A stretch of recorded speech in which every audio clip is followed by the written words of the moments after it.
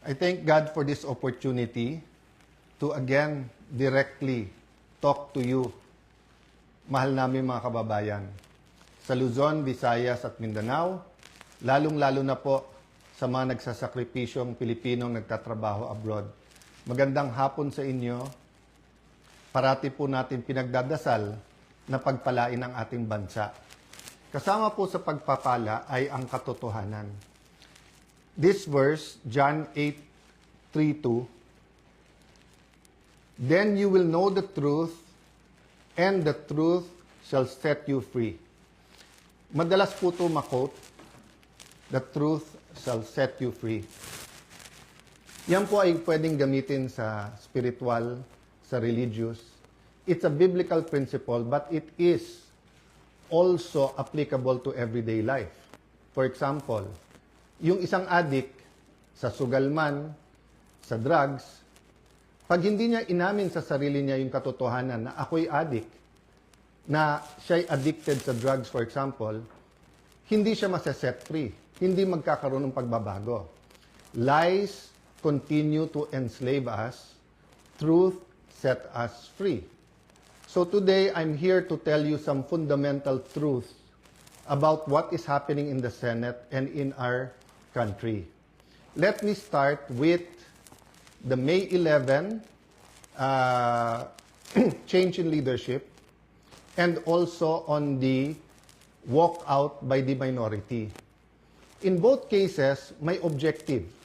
Nung May 11, kaya pala nandun yung NBI, kaya pala pinapasok ng mga nasa majority noon at nasa minority ngayon, ayaw nila magkaroon ng palitan ng leadership. Ang sinabi nila na hindi katotohanan ay dahil daw to sa impeachment. Pero yung pala, ito'y tungkol sa maraming bagay, kasama po na magkaroon ng independent, impartial impeachment, but also, ayaw na magkaroon ng hearing sa Blue Ribbon na kung saan lalabas ang buong katotohanan. Marami pang ibang issue na sa mga susunod na araw ay pag-uusapan. We're listening to you, we hear you, na ang pangunahing issue ay trabaho, ay kita, ay ang taas ng presyo, yung araw-araw na kabuhayan ng ating kababayan. Yan po ay pinakamalaking issue. Ang ating survival, spiritual, physical, financial survival is always a priority. Pareho din sa health po yun. Yun po ang speech ko noon. Na ang ating spiritual health, physical health, mental health, financial health ay napaka-importante at dapat we look at the bigger picture. Pero tignan nyo po, para siguraduhin na mapagsilbihan kayo ng bagong majority, we want to make sure that kahit anong gawin ng outside forces, maging administrasyon o yung 11, nandyan yung 13 or at the very least 12 para yung sinasabing subukan naman natin ito. Masubukan nyo kung anong madideliver namin sa inyo. Ang problema, for the last 3 weeks, walang ginawa kung hindi takutin kami, i-twist ang aming arm, operan ng kung ano-ano para lumipat sa kanila. I'll go back to that later on. What's my point? You want an independent Senate. Our Constitution provides for the separation of power. Bakit separate? Because they are interdependent, but they are independent. Ibig sabihin po, one cannot survive without the other. Hindi naman po pwedeng walang judiciary. Hindi pwedeng walang executive department. Pero hindi naman po pwede po na executive department lang at puppets lang po ang nasa judiciary or in this case, the legislature. So nung nag-walk out po sila, ano sabi nila? Na utakan ang majority, na gamit ang rules ng minority. Ang sabi nila, master ang play ni Senator Tito Sotto dahil alam niya yung rules. Ayaw po nila na magkaroon ng online dahil sa bibig na rin nilang nanggaling. Sabi nga nila, ang isda sa bibig ng gagaling, may ikukulong daw. Bakit nila alam yung timing sa kulong? Sinabi ni Senator Jinggoy, hindi lang ngayon nangyari sa kanya yan, since February. Wala na daw kaso, pag siya po ay sumunod sa kanila. In this case, lumipat. So sabi ni Senator Jinggoy, sa susunod na kabanata na lang, sasabihin niya po or sa kanya niya sasabihin ko ano ebidensya niya kung sino-sino. Hindi hearsay sa akin to dahil napakinggan ko yung ilan nilang conversation. So alam ko for a fact na totoo na binabargain ang kanyang kaso, mabalik lang ang majority sa ngayon na 11 o minority. Kaya parati ko inuulit-ulit, huwag kayong magpa-11 sa 11. Sabi nila ngayon, paano na yan? 11-11 na. So, isi-simplify ko po ha. Ito po yung main message ko ngayon. Isi-simplify ko po ha. Main message na nakaugnay sa truth. Truth. Nag-walk out sila dahil ayaw po nila na makaboto yung ilan naming mga kasama. Yung po, sa kanila mismo nanggaling yon. Objective ng walk out nila, sila ang maging majority. So ngayon naman po na walang quorum at walang session yesterday and today, may kasamang mga protesta yon, protest against a puppet Senate na gusto nila.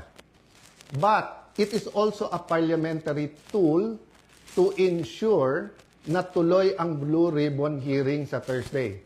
Ulitin ko po ha, ginamit nila yung parliamentary tool na walk out para po hindi matuloy ang pag-change ng rules. So ngayon po ang majority, ginagamit din po ang rules sa tama, morally, legally, to ensure na hindi agawin ang mga committees para po matuloy ang hearing ng Blue Ribbon sa Thursday at ang iba't iba pang mga importanteng hearing sa bawat committee. Yes, you heard me right. Sa kanilang official or unofficial spokespersons, no? Meaning sila mismo, or yung mga avatar nila, or yung mga vloggers, formal, informal, PR spokesperson, ang nagsabi na. Sa 11-11, umabsent lang yung isa, mag-abstain lang yung isa, they can move. Sabi po sa isang pahayag o isang vlog at sa iba pong mga news reports, di ba? Pwedeng maging lame duck Senate President, si Alan Cayetano. Taga-Tagig at Pateros po kami. Kahit lame duck, lumalaban pa rin. No? So, alam po namin plano nila. Ang plano nila, abangan, tanggalin ang mga committee sa legitimate majority. Why do I say legitimate majority? In a completely independent Senate, 13 is 13. Kahit nasa abroad, kahit fugitive, kahit na nakakulong. In a democracy, you cannot say, I love democracy. Tapos pag minority ka, gusto mo, ikaw masunod. Pag minority ka, you have a moral influence to try to influence the majority. But you cannot supplant your decision for the decision of the majority. We have the majority. 13 elected senators out of 24. Actually, 14 kami, na-pressure nila yung isa. In the future, I can show you paano siya tinakot and I can show you kasama talaga namin.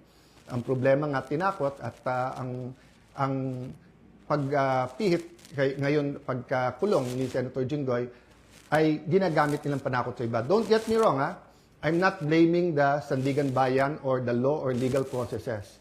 I'm saying later on it will be revealed that they abused the Blue Ribbon Committee, they abused, di ba, yung paggamit sa investigation ng DOJ at Ombudsman. I won't go there right now because I want everyone to fully understand the situation. The situation now is that we want an independent impeachment. Magaganap po yan. Walang mga scheme, sinister plot. Basta kung anong ebidensya, lalabas yung ebidensya, and I will correct kung totoo yung reports about one senator na pag sila daw majority, malalatag nila ebidensya. Hindi po. Ang prosecution dapat ang lumatag ng ebidensya nila to convict. Ang defense ang dapat lumatag ng ebidensya nila para ma-acquit. Ang senator judges ay dapat mag-examine ng mga ebidensya. Okay? So, in accordance with the rules, and there are rules of evidence, so people will be able to judge us. So that's one important thing, the impeachment. The other important thing is yung ekonomiya natin, presyo. So in the next few days, we will be announcing to you the hard work that we're going to do in the different committees to help address inflation, to help address ang problema sa production sa agriculture, to help address yung mga walang pera sa pagpapagamot. After summer, pasukan. To help address the problems of K-12, to help address the problem ng mga gustong mag-aral, hindi makapag-aral. There are many, many other problems in between that. Sa kabuhayan, marami sa ating mga kababayan sa Middle East may problema sa trabaho or sa kita. Marami sa ating importers sa taas ng dolyar ngayon, nahihirapan. So napakaraming problema. But if we allow the flood control issue, the biggest corruption issue in our history, to go unchecked, let me throw you this question. Alam niyo na ba kung ano talaga ang scheme o scam sa flood control? Ilan ba talaga ang ghost? Ilan ang hindi ghost? Ilan ang substandard? Bulacan lang ba? O maraming lugar sa ating bansa? Senador lang ba? May congressman? May cabinet member ba? May mastermind ba o wala? Ano yung real numbers? Sa 1 trillion a year, sa 2023, 24, 25. Ano ba dyan ang tama? Ngayon ba? Wala na bang corruption ngayon sa infrastructure problems? Kamusta ang ating flood control? Pag umulan ba ng malakas ngayon, makakasiguro tayong hindi babaha? So, ang dami pong tanong. Hindi po ito masasagot kung wala tayong independent, impartial na hearing. May hearing ang ombudsman, may investigation at hearing ombudsman at DOJ. But what about the Blue Ribbon Committee? We gave Senator Lacson a chance. Napakatagal yon. Kayo na magkwenta ilang buwan o isang taon, di ba? So, Senator Marcoleta had one hearing. Pipigilan natin yon. Witnesses. Pag nandyan na yung witness, matetest natin. Kaya ako, hindi ako nag-judge. Pag nakita ko sa press con, of course, I'm intrigued. Of course, I listen. I do a little bit of research. But until matesting yan sa cross-examination, dun pa lang ako maniniwala at ibabalandra ko po yan or isa side-by-side ko sa mga existing na ebidensya. So again, uulitin ko po ha, kailangan tignan po natin nangyayari sa Senado sa mas malaking konteksto ng katotohanan. Gusto ba natin na ang Senado ay maging kasangkapan, ay gamitin, no? Para ilabas ang totoo? O ito ay kasangkapan para itago ang totoo? Is the Senate for truth or not? Now, it's quite unique if you say that the number now is 11-11. So, what's important for me is we don't have a puppet or dependent Senate. And what's important to me is that on Thursday, matuloy ang Blue Ribbon and tumuloy-tuloy yung iba't ibang mga committee. So, we will keep you updated. There are many questions, there are many issues. Sa mga kapatid natin sa media, send your questions sa akin, MRO. This afternoon, I might answer some. If not, tomorrow, Thursday, Friday, I will be answering one by one all of those questions. But for today, I want us to all ask, hindi ba when we passed the 1987 Constitution, ang isang basic principle doon, katotohanan. Di ba nung nagkaroon ng EDSA 1 at 2, katotohanan. Pinakamalalaking skandalo sa buong mundo, Watergate. It's about truth, katotohanan.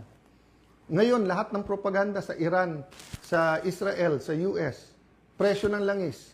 Hindi ba ang isang issue dyan, katotohanan? Ano ba ang truth tungkol sa lahat na to? Ang corruption sa ating bansa ay hindi mabibigyan ng lunas kung walang pagbabago. At walang pagbabago kung hindi tayo magsisimula sa katotohanan. So I challenge all senators, both from the minority and majority, what's more important to us? Position, wag mabanggit yung pangalan natin, wag tayo makasuhan, malapit tayo sa administrasyon, 2028 may ambisyon. If you say you love the country, then why not fight for it? And you know, you may say a lot of things about Senator Jinggoy. You may talk about his past. But I will reiterate, I am a witness. Narinig ko yung mga offer sa kanya. Wala ka ng kaso, wag ka lang kakalas. Nung una, wag ka sumama dyan kay Senator Loren. Ngayon naman, kumalas ka at join the minority. The minority senators knows this. So stop lying. You know this. Some of you are using it in talking to us. Oh, sabi ko naman sa inyo, no? Pumili tayo ng 13, I'm ready to go anytime, any day. Basta't may 13 na. Show me 13, wala nang problema. Ang pakiusap ko lang, let that be 13 that are fighting for the truth. So that the truth can finally set, the truth can finally set all Filipinos free. God bless you. God bless the Philippines.